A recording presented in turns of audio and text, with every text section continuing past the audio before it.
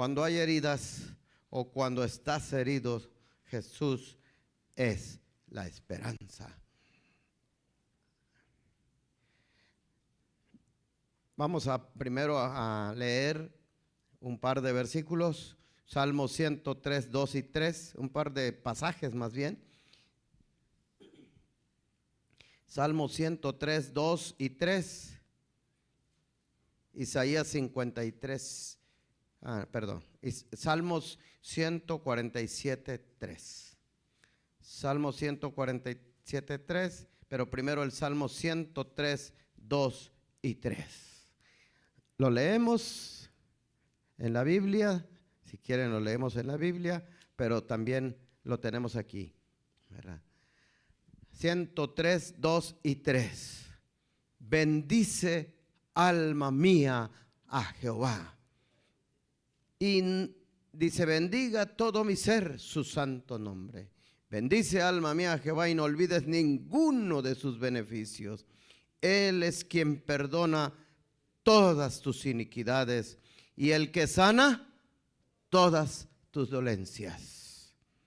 Y el Salmo 147, 3 dice, Él sana a los quebrantados de corazón y venda sus heridas.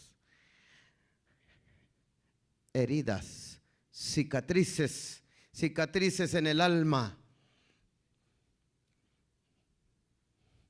desgarramientos del corazón.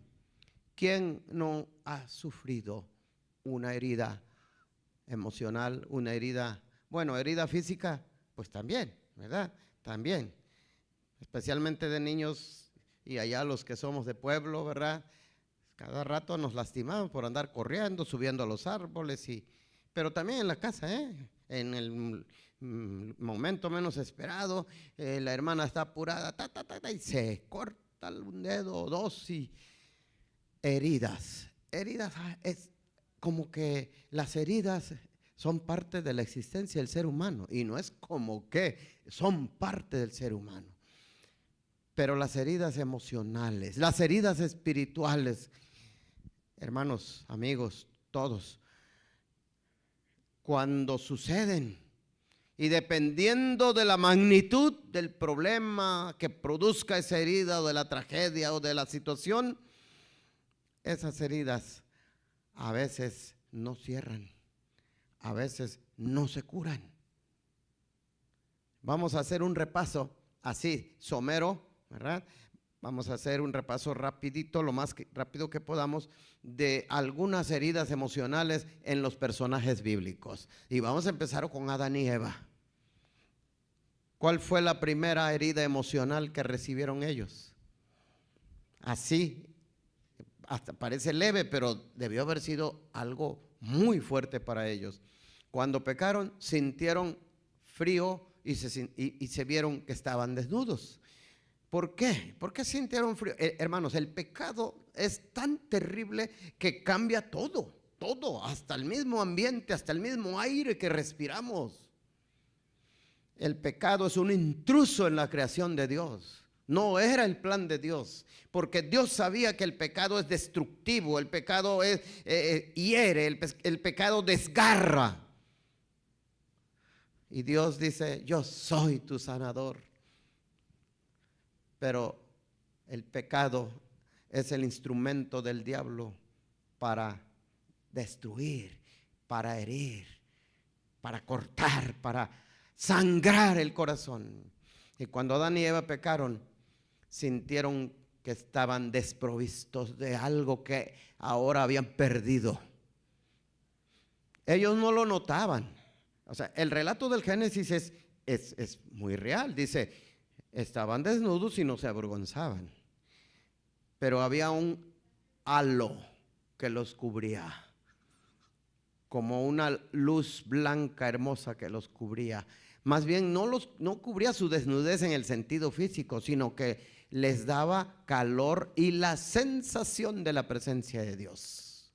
A eso lo dice el libro Patriarcas y Profetas, como un halo de luz, como una túnica de luz. Exactamente, no sabemos cómo haya sido, pero esa túnica les daba seguridad, les mantenía la temperatura corporal, así como cuando usted dice, pues como está ahorita, ¿verdad? Que nos sentimos más agradables, ¿verdad? Pues salgamos allá, o que se vaya la luz y no hay clima, nos vamos todos, ¿verdad? A prender el auto, porque a veces está muy caliente, y más cuando, ¿cuál es el mes más caliente aquí? ¿Julio? ¿Agosto? Pero Dios, en su grande amor y misericordia, les había dado un traje divino, porque la luz, eso es parte de la gloria de Dios, ¿verdad? Les había dado como de su vestidura, la vestidura del Padre, ¿verdad? Algo así. Y el pecado, ahí empezaron ellos a sufrir. Pero eso no fue nada. Dice también el libro Patriarcas y Profetas que las hojas de los árboles empezaron a caer. Y ellos, cuando vieron las hojas de los árboles caer, qué curioso, no, para nosotros eso no es, ni nos causa que nada, no nos causa nada. A ellos les causó, dice ahí literal, el libro Patriarcas y Profetas, que lloraron cuando vieron que las hojas empezaron a caer. Y aquí en su conciencia un mensaje, una voz de sus conciencias que decía, la paga del pecado es muerte. Pero saben que la herida más grande que recibieron Adán y Eva como resultado de su pecado, es más, ni fue ni la expulsión, porque los expulsaron del Edén. Ahí debió haber sido también muy doloroso.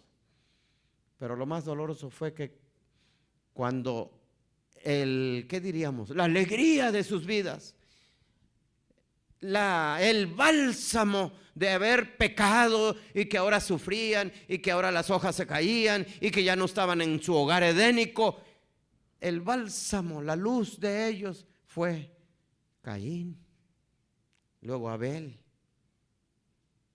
Es más, ellos pensaban, decían, el redentor del mundo, porque ya sabían, Dios les había dicho que de la simiente de la mujer, un hijo de la mujer iba a venir y resolver el problema del pecado.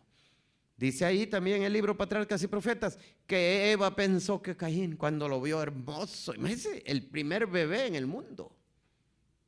Yo lo vi por primera vez en un cuadro cuando tendría como 10, 11 años. Ya les dije que yo ingresé a la iglesia de 9. Bueno, mi papá me llevó. Así que yo lo vi en un libro que se llama Primeros Pasos. Dice el primer bebé. Y ahí viene a cómo se lo imaginó el artista que pintó, ¿verdad? Ese cuadro es Russell Harlan o Harlan. Ya falleció, fue de los mejores artistas. Es el que pintó el deseado de todas las gentes que está en la portada, el Jesús pues del deseado. Bueno, Caín, hermosísimo. Y a poco, dígame si no, los bebés son una maravilla. Dice el pastor Bullón, un bebé nos recuerda que hay esperanza de volver a nacer y volver a ser como un niño. Hay esperanza, un bebé, otro bebé, Abel. ¿Y qué sucedió cuando fueron grandes? Fueron la mayor causa de heridas, de dolor, de tristeza, de tragedia, hermanos. ¿Ustedes cómo creen que se sintieron esa triste tarde cuando Caín mató a Abel, su hermano? ¿Cómo se sintieron los padres? Se quedaron sin hijos. Óigame, todos los que somos padres, yo recuerdo una hermana de Tijuana decía, yo no he perdido ningún ser querido. Yo sé que en algún momento mis padres pues ya están grandes y, ¿verdad?, los voy a tener que llevar a la tumba. Pero lo más doloroso para mí, y yo le pido a Dios, dice, que no vaya a morir uno de mis hijos. Yo no quiero ver morir a un hijo. Dice el pastor Bullón, dice, los padres, o sea, el ser humano no está preparado para ver morir a un hijo. Yo no sé si estaré hablando para alguien que perdió un hijo, ha perdido un hijo, una hija. Yo estoy acordándome que en el 2021, en plena pandemia, mi hija mayor quedó embarazada y me dijo, papi, es regalo de Dios. Y cada vez me hablaba y me decía, papi, todo bien. Y el día cuando ya la habían programado, iba a entrar al quirófano, era un sábado. Yo iba a predicar a un grupo pequeño porque no nos permitían abrir las iglesias. Y ni tan pequeño, y cuando llegué eran como 30 y tantos hermanos reunidos ahí en la casa. Y me hace una videollamada y me dice, mira papi. Y ahí estaba mi hija feliz y contenta. Todos los estudios indican que la bebé está perfecta, van a ser bien. Y en un hospital privado allá en Monterrey. Y dice, y yo di positiva de COVID, pero soy, como le llamaban esos que no sentían nada ni les daba nada, asintomáticos. Dice, soy asintomática. Y la bebé, mire, le acaban de hacer un ultrasonido ahorita y ya me van a pasar allá al quirófano. Esperé 1, 2, 3, 4, 5, 6, 7 de la tarde y no había noticias. A las 8 me habla ella y me dice, papi, estoy muy bien. Y la bebé quedó silencio. Sobrevivió 1 hora. Ella, y lo dijo llorando, se tragó todos los virus y murió, solo sobrevivió 1 hora. Y la tuve, papi, muerta en mis brazos como 1 hora y cuarto antes que se la llevaran. Le puse la ropita con la que iban a vestir y con la que me iba a tomar una selfie y publicar. Soy mamá, una bebé. Ahí quedó. Dicen, no la compartas ni con mis tías. Esa foto es solo para ti y para mí. Hermanos, perder a un hijo. Ahí es donde yo sentí perder a un hijo. Yo no he perdido un hijo, pero aquí eso es doloroso. Nos pusimos a llorar ahí con mis 2 niñas y no, fue terrible, hermanos. Y mi hija, pues, me acaba de decir este 10 de mayo, me dice, papi, ya no me digas palabras así de los 10 de mayo. Yo le decía palabras para consolarla y todo. Dice, porque siento que Dios me ha sanado. Ahorita veo la vida y Dios está conmigo y me ha sanado. Gloria a Dios, hermanos, porque eso es terrible, ¿eh? Cuando Adán y Eva perdieron. Y vamos rápido con otro personaje, hermanos. La esposa de Job.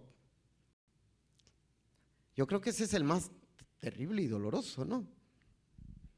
La esposa de Job. También. ¿Cuántos hijos perdió un día? 10. 10 hijos, hermanos. No, pues, si yo tuviera 10 hijos y perdiera uno, no pararía de llorar yo no sé cuántos meses o quizá años. Pero si tenía 10 y perdió a los 10. 7 hijos, 3 hijas. ¿Saben, hermanos? Casi ningún predicador ha hecho, bueno, a lo mejor y sí, no he revisado quizá bien la red, pero pocos sermones sobre la esposa de Job. Y esto que les voy a decir, yo no lo he escuchado, pero acabo de pensar en ello. Porque venía en el matinal de damas. Allá fui con Carlos a su clínica y leímos y en el matinal de damas, no sé si de esta semana, un día hablaba de la mujer de Job. Aún retienes tu integridad, maldice a Dios y muérete, le dice ella a Job, cuando ella se había quedado sin nada. Es más, ya que una mujer se quede sin sus cosas, sin su hogar, sin dinero, eso ya es un golpe terrible. Sí, los hombres pues también, pero el hombre dice, y pues ahora voy a conseguir un préstamo y perdimos todo, pero por la inundación, he conocido gente que ha perdido todo y no tenía asegurado nada. Inundación, el volcán, el terremoto, la guerra, todo perdieron. Ya eso para una dama es un golpe terrible, pero perder a sus hijos es la muerte, hermanos. Yo creo que por eso, fíjense lo que voy a decir. La Biblia guarda silencio y no la juzga. Moisés no dice nada, el que escribió el libro de Job, el Espíritu Santo no le dijo nada que pusiera. Y esto no fue agradable a los ojos de Dios. Cuando ella dice, aún retienes tu integridad, maldice a Dios y muérete. Y la Biblia nomás lo menciona. No dice nada. Hay una doctora en teología del Instituto de Investigaciones Bíblicas de la Asociación General de la Iglesia Adventista, Joan, se me olvidó el apellido, erudita, teóloga de no sé si 2 o 3 doctorados, que me parece que ella hizo un artículo sobre la esposa de Job, ¿verdad? No tengo todos los datos, ni tampoco vamos a ocupar minutos en ello, pero heridas, hermanos. Y pasamos rápidamente con David, el rey David, el varón según el corazón de Dios. Ahí podemos pasar cuántas heridas en su vida. Lo ungieron para ser el rey 17 años. ¿Y a los cuántos empezó a reinar? ¿De cuántos años era David cuando comenzó a reinar? A ver, los muchachos que estudian en Conexión Bíblica, Boom Bíblico, a ver, de 17 lo ungieron para ser rey. ¿Y cuántos tenía cuando empezó a reinar? 40 años. 17 para 40, ¿cuánto es? Más de otros 17, 23 años. Y luego queda Saúl, lo andaba persiguiendo y lo quería matar. 2 veces casi que lo clavaba contra la pared, estándole él sirviéndole al rey, tocando. Terrible esos 23 años. Inclusive la experiencia que ayer vimos, que David le habían secuestrado sus 2 mujeres, sus hijos, y que había perdido todo, le habían quemado todo, se quedó sin nada. Ahí todavía David no había sufrido las peores heridas de su vida. ¿Qué sufrió David? Bueno, también es consecuencia, ¿no?, de su pecado. Con Betsabé murió el bebé de Betsabé. Ahí empezaron las heridas. Hermanos, el diablo es malo. El diablo es cruel. Por favor, cuidémonos de no hacerle caso al enemigo. Esa es una súplica a lo largo de estos 50 años que tengo en la vida cristiana. Y digo, Señor, por favor, ayúdame a serte fiel. Porque el diablo es tan cruel que está esperando que nos desviemos un poquito para... David pecó, grave su pecado. Pero no solo murió el niño de Betsabé. ¿Quién más murió? Murió la dignidad de su hija, que fue violada. Yo tengo 3 hijas, hermanos, y nomás de pensar en mis hijas y que Tamar, la hija de David, fue violada, casi que quiero llorar, porque pienso en mis hijas, pues. Si le sucediera a una de mis hijas eso, yo no sé qué haría. Fue violada, pero el problema es que fue violada por su hermanastro, Amnón. ¿Es más doloroso eso? Por supuesto. Imagínense que un tío, un hermanastro mío viole a mi hija, a una de mis hijas. ¿Es doloroso eso o no es doloroso, hermanos? Estamos hablando y desgarrando la triste realidad de la vida humana en personajes bíblicos. No estamos hablando del mundo, no estamos hablando de pecadores allá que no le hacen caso a Dios, de borrachos, no estamos hablando de familias que mundanas hacen lo que quieren con su vida. Estamos hablando de hijos de Dios en la Biblia. Pero de ahí el diablo no paró, hermanos. Como que así le jaló, ¿verdad? Le jaló y empezaron a caer como en cascada tragedias que desgarraron el corazón de David. Y hermanos, pues Absalón era el hermano de Tamar, carnales ellos sí, hijos de David de la misma mamá. ¿Y qué sucedió? Pues Absalón se vengó y mató a Amnón. Óyeme, eso ya es hermanos, una tragedia en la familia. Pues dice, sucede hasta en las mejores familias. Pues aquí sucedieron tragedia tras tragedia. David adulteró, ahí ya empezó el problema. Se murió el niño de Betsabé. Violaron a Tamar, mataron a Amnón y Absalón se fue.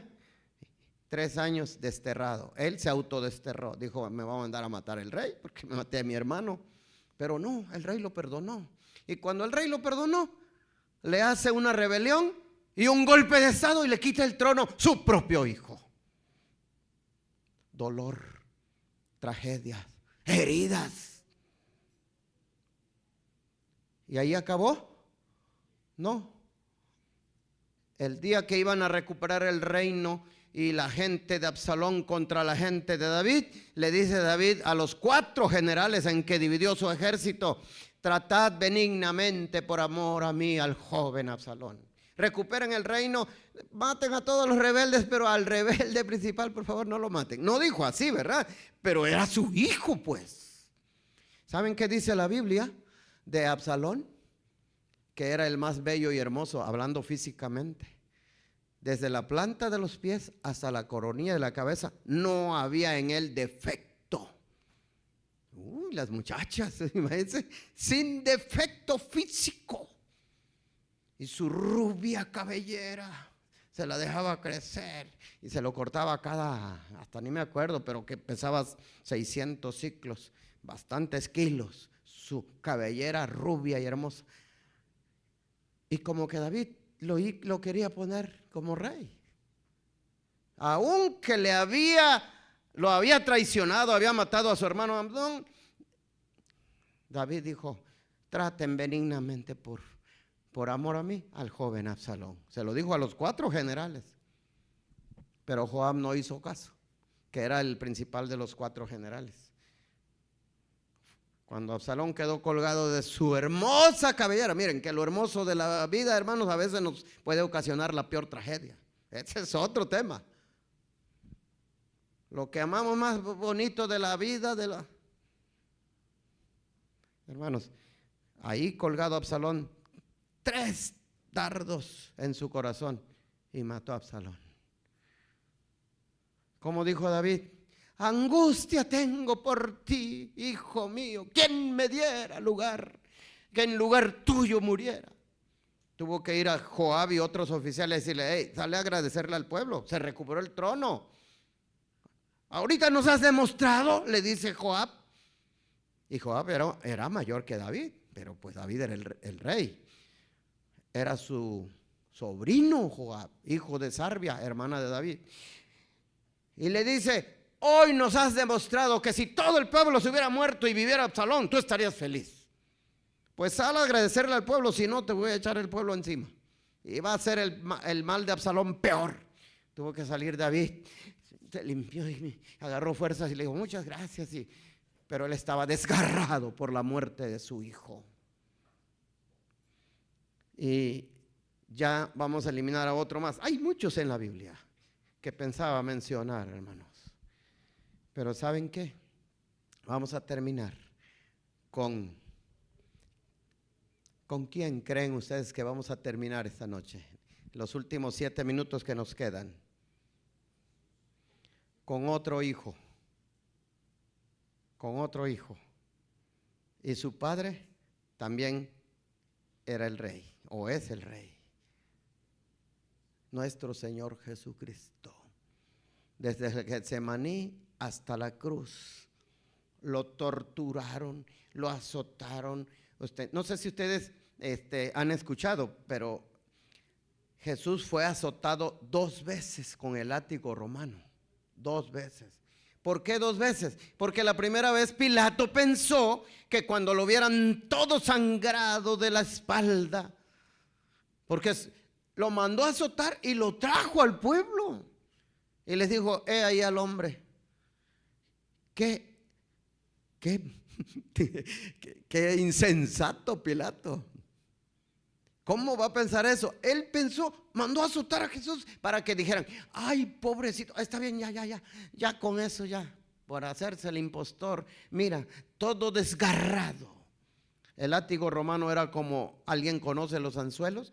Que tienen una punta pero tienen un ganchito que desgarra. Bueno, eran un conjunto como de ese tipo de garfios que al azotar desgarraban la carne. Y Jesús fue azotado la primera vez y lo presentaron. Y cuando lo presentó, dijo: lo voy a liberar. Crucifícale, crucifícale. Cuando decidió crucificarlo, la ley romana decía: cuando sentencies a un crucificado, antes de la crucifixión, debe ser azotado. Inmediatamente antes de llevarlo a crucificar, lo tienes que azotar. Pero ya lo había azotado, lo mandó otra vez que lo azotaran. Jesús fue azotado 2 veces, hermanos. Pero ¿saben qué dice el deseado de todas las gentes, hermano? Un detalle que algunos adventistas lo han leído pero no lo han notado. Es un detalle triste pero real. ¿Qué dice ahí la autora? Dice, aunque Jesús estaba sufriendo y azotado en el juicio que le estaban haciendo, hubo algo que le desgarró el corazón, que uno de sus mejores discípulos lo había negado. Cuando Pedro estaba en la tercera negación, no conozco a ese hombre, y le salieron palabrotas que dice blasfemias e insultos, injurias y juramentos en contra de Jesús. Cuando él estaba en el peor, que le estaban saliendo, como dicen en mi pueblo, sapos y cangrejos de la boca, Jesús se desvía de los que lo estaban torturando y mira de lleno a su discípulo, y se encuentran las miradas. ¿Y qué había en la mirada de Jesús, hermanos? Amor, compasión, perdón. Y Pedro no aguantó esa mirada, porque es un segundo, hermanos. La mente humana está en un segundo. Él cierra los ojos y en un segundo él vio cómo lo sacó del mar, cómo alimentó a la multitud. Entonces abre y dice él, ¡qué ingrato soy! Y abre los ojos y Jesús todavía lo está mirando, porque es 1, 2, 3 segundos. Y Jesús lo está mirando, y Pedro, en el momento que Jesús lo está mirando, una mano le da un puñetazo a Jesús y le voltea la cara. Pedro no aguantó más, salió corriendo fuera. Pero hermanos, Jesús sufrió y ya ni le seguimos hasta la cruz. Pero hermanos, cuando Jesús dijo Elí, Elí, lama sabactani, ¿qué dice? Dios mío, ¿por qué me has desamparado? En el mismo, cerquita de ahí, el monte Gólgota, estaba el monte Moria, el lugar donde estaba el templo. Pues en el monte Moria Dios habló y le dijo a Abraham, Abraham, no extiendas tu mano y no le hagas daño al muchacho, a tu hijo. Y en el Calvario Dios podía haber intervenido, hermanos, para librar a nuestro Señor Jesucristo de la tortura y de la muerte. ¿Y qué hizo Dios? Era su Padre. Guardó silencio y permitió que Jesús entregara todo. ¿Por qué el Padre guardó silencio, hermanos? Porque de tal manera amó Dios al mundo que dio a su Hijo unigénito. El corazón del Padre fue desgarrado, hermanos. No habíamos pensado en las heridas del Padre al ver a su Hijo. Pero el Padre guardó silencio y no intervino. Los ángeles, dice el libro, ese ya es otro libro, Historia de la Redención, dice que los ángeles quisieron actuar y esperaban la orden de Dios o de sus comandantes. Y los comandantes estaban deteniendo a los ángeles porque se conmocionaban cuando veían lo que le hacían a su amado comandante. Y Dios no libró a su Hijo, porque de tal manera amó Dios al mundo. Por eso dice Dios a través del profeta Oseas, yo sanaré su rebelión, los amaré de pura gracia. Esta tarde, hermanos, nuestro Señor en su santo sábado, como en Betesda, cuando vio al paralítico enfermo, dice, había una multitud de cojos, ciegos, paralíticos. Este sábado el Señor Jesús ha venido a preguntarnos, como en Betesda, dice, y era sábado aquel día, así dice San Juan 5:10, y era sábado aquel día cuando sanó al paralítico. Esta noche que está comenzando el sábado, el Señor Jesús ha venido a preguntarnos, ¿quieres ser sano? quiere ser sano? ¿Quién no está herido, hermanos, por la vida? ¿Quién no está herido? Ya no hay el tiempo. Yo pensaba contarles por ahí por lo menos 2 experiencias así de hermanos que han sufrido terriblemente. Pero, hermanos, ¿quién no ha sufrido? La pérdida de su papito, de su mamita, de un hijo, de una hija. La hermana Enriqueta me dijo en el 2006, pastor, ¿usted está pasando una situación terrible? Le dije, sí. Sí, hermana. Perdí mi matrimonio y se llevaron a mis 2 hijos y tengo 12 días que no sé de ellos. Tenían 5 y 9. Y me dijo, venga, le voy a contar mi experiencia. Ella la llevaban, a veces llegaba a la iglesia de Cristales allá en Monterrey, en silla de ruedas, no tenía las 2 piernas. Pastor dice, hace 8 años yo tenía las 2 piernas. Hace 8 años tenía mi hogar con 2 hijos de 20 y de 18. Pero mi esposo se fue a trabajar de Monterrey ahí cerca, pues, Macal, en la zona, ¿cómo le llaman ahí? El valle de Texas. Dice, y se consiguió otra dama y nos dejó solos. Y eso a mí me dolió. Y empezó a llorar contando ella eso. Dice, me dolió, pastor. Mis muchachos me dijeron, mamá, vamos a salir adelante. Pero yo, por ese problema, ese dolor de perder mi matrimonio de esa manera, dice, no sé, se me desgarró el alma y todo, y me dio diabetes. Y en una de esas yo me caí y me lastimé. Una herida aquí y otra aquí, chiquitas, dice. Y no voy a dar detalles, hermanos, por el tiempo, pero dice, pastor, primero perdí una pierna por la herida y la diabetes, y luego otra. Por eso ando en silla de ruedas. Y cuando estábamos saliendo del hospital, ya yo sin mis piernas, llegué a la casa a llorar, a llorar, a llorar. Mis hijos salieron en la camioneta y tuvieron un fatal accidente, pastor. Y perdí a mis 2 hijos. No tengo mis 2 piernas y no tengo mis 2 hijos. Si le sirve mi experiencia, pastor, para consolarlo, dice, ánimo, pastor, va a salir adelante. Va a poder abrazar y ver a sus hijos, va a ver que sí. Yo tengo la esperanza de abrazar y ver a mis hijos cuando Cristo venga. Hermanos, hay ocasiones en que la vida te destroza, no solo las piernas, sino el corazón. Por eso, si esta noche aquí o allá hay alguien que quiere sanidad del Señor, colóquese de pie. ¿Quieres ser sano? Recordemos, no importa qué tan grande sea la herida del corazón, no importa qué tan desgarrado el diablo haya hecho en nuestras vidas. Jesús es la esperanza y Él nos dice, yo sanaré tus heridas. ¿Quién viene a decirle al Señor? Señor, sana mis heridas, ayúdame a que cicatricen y sanen. Todos vamos a llegar al cielo sin cicatrices, todos. No va a haber ni un redimido que tenga cicatrices en el alma. Pero mientras llega ese momento hermoso, vamos a pedirle al Señor que nos ayude a sanar nuestras heridas. Colóquese de pie, mi hermano, mi hermana, y digámosle al Señor, Señor, yo quiero ser sano, yo quiero que me ayude, Señor, yo quiero ser.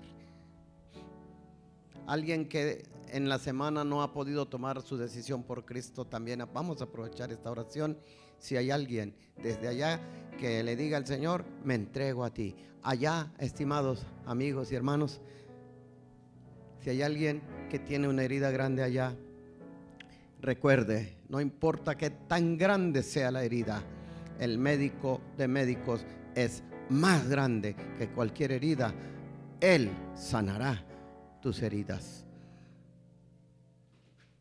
¿Quién esta semana no ha podido entregar su vida al Señor? Hoy a todos. ¿Cuántos ya hemos entregado nuestra vida al Señor? A ver, levanten la mano. Pues entonces, la gran mayoría, pues todos, ¿verdad? Entonces, vamos a orar. ¿Alguien más quiere venir al Señor en forma especial? Quizás tú no tengas una herida tan grande, pero un familiar y quieres orar por ese familiar aquí al frente, vengan a pedir por un familiar en forma especial y díganle: Señor, sana a mi hija, sana a mi hijo, a mi tía, a mi tío. A lo mejor ya es una enfermedad física, ¿verdad? Pero a lo mejor es un problema grande que tuvieron. ¿Cuántos problemas no hay, hermanos? Algunos padres a lo mejor allá acaban de saber que su hijo está en las drogas, por eso no se ha comunicado. Pero esta noche, aunque esa herida sea grande en el corazón del papá, de la mamá o de la familia, Jesús es la esperanza. Dios les bendiga a todos. Si alguien más va a venir, vengan. Ahí viene alguien más, vengan. Vamos a esperar un momentito más. Vamos a hacer esta oración especial por todos. Bueno, todos estamos heridos, hermanos, todos.